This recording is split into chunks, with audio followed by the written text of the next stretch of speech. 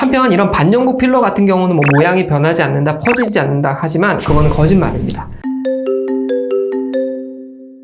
안녕하세요.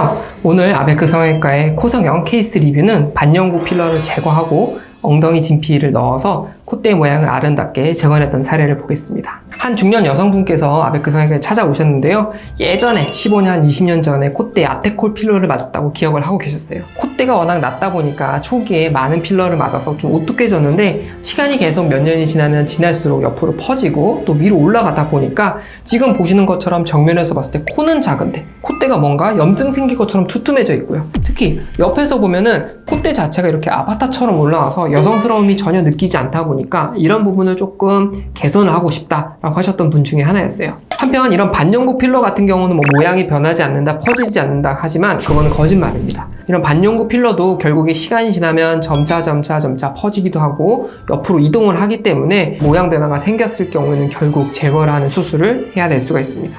한편 이런 반영구 필러가 좀 용어가 생소하실 수도 있는데요. 왜냐하면 최근에 쓰는 필러들은 대부분 우리가 히알루론산 필러라 그래서 녹일 수 있는 필러가 거의 대부분이기 때문입니다. 과거에는 이런 히알루론산 필러가 녹이기 전에도 흡수가 된다, 퍼진다, 이제 모양을 갖추기 힘들다 이런 문제들이 막 지적이 되면서 칼슘이나 콜라겐 성분들로 되어 있는 반영구 필러가 유행을 한 적이 있습니다. 우리가 그 말처럼 반영구적인 필러라고 생각을 하시면 되는데요. 이런 필러들은 녹지 않기 때문에 혹시라도 마음에 안 들거나 결절이 생기거나 퍼졌을 때는 결국 제거해야 된다는 단점이 있습니다. 그래서 오늘 사례 환자분 같은 경우도 CT를 봤을 때도 그렇고 제가 직접 만져봤을 때도 그렇고 피부는 얇은데 그 안쪽에 굉장히 많은 양의 반영구 필러가 들어가 있었어요. 그래서 수술 전에 굉장히 강력하게 말씀을 드립니다. 이거를 최대한 다 제거하려고 노력을 할 건데 제거하는 과정에서 이 피부들이 많이 상할 수가 있고 경우에 따라서는 피부가 찢어지거나 괴사가 되거나 너덜너덜해지는 그런 부작용이 생길 수가 있기 때문에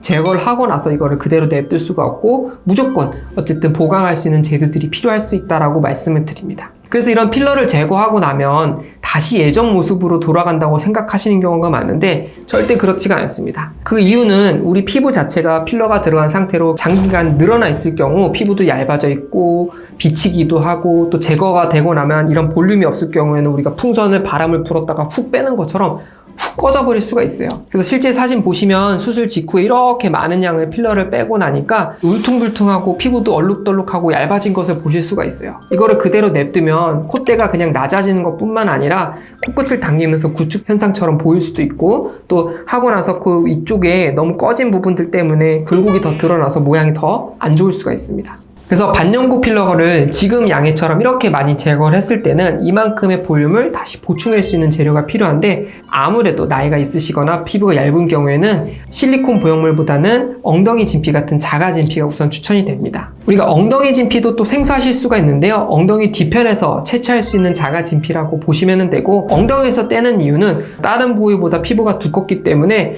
두꺼운 양을 얻을 수가 있고 나중에 콧대 이식하고 나서도 흡수가 덜 된다는 장점이 있기 때문에 엉덩이에서 떼게 되고요. 지금 보시는 그림은 이 격자 위에 올라가 있는데 대략 약 5cm 길이 그리고 폭으로 따지면 12에서 13mm 정도 조금 두툼한 자가 진피를 뗀 모습이고요. 지금 보시는 것처럼 코끝에는 무너지지 않도록 귀형골을 사용을 했고 필러를 제거한 부위는 엉덩이 진피를 사용해서 볼륨을 보강해 놨고요. 또 코끝 같은 경우도 나이가 있으시거나 여성분들 중에서 피부가 좀 얇으실 경우 연골 비침이 생길 수 있기 때문에 귀뒤 진피로 다 보강을 해 놓은 후에 모습이라고 보실 수가 있습니다. 그래서 최종적으로 수술 전 그리고 수술 후 6개월 정도 지난 후에 정면 모습을 비교입니다. 반영구 필러 때문에 콧대가 굉장히 펑펑해졌던 부분들이 얄쌍하게 잘 돌아왔죠. 그 과정에서 피부가 많이 얇아져 있었지만 엉덩이 진피가 든든하게 채워주고 있었기 때문에 피부 손상 없이 잘 메꿔놔졌습니다. 한편 코끝 수술도 함께 진행을 해서요. 귀형골을 사용해서 코끝을 살짝 올려주고 모아준 결과 코끝에 뭔가 펑퍼짐하고 퍼져있던 복코 느낌들이 이렇게 균형감 있게 개선이 되었습니다. 45도 각도에서 보시면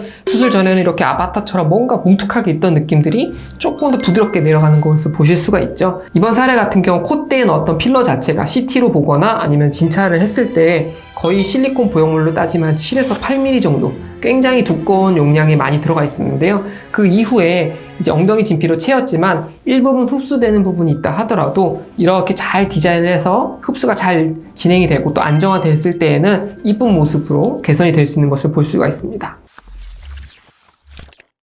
오늘 케이스 리뷰는 반영구 필러 제거 사례를 한번 살펴보았고요. 반영구 필러는 녹일 수가 없기 때문에 직접 제거를 해야 됩니다. 특히 콧대에 들어갔을 경우에는 개방을 해서 직접적으로 하나를 다 제거하는 과정을 거칠 수밖에 없고, 또 그 양이 적을 때는 그냥 제거하는 것만으로도 좋아질 수도 있지만 콧대를 두툼하게 많이 채우고 있을 경우에는 제거 후에는 반드시 볼륨을 보강해야지 콧대가 움푹 꺼지거나 피부가 상하거나 쭈글쭈글해져서 모양이 이상해지는 2차적인 변형을 막을 수가 있습니다.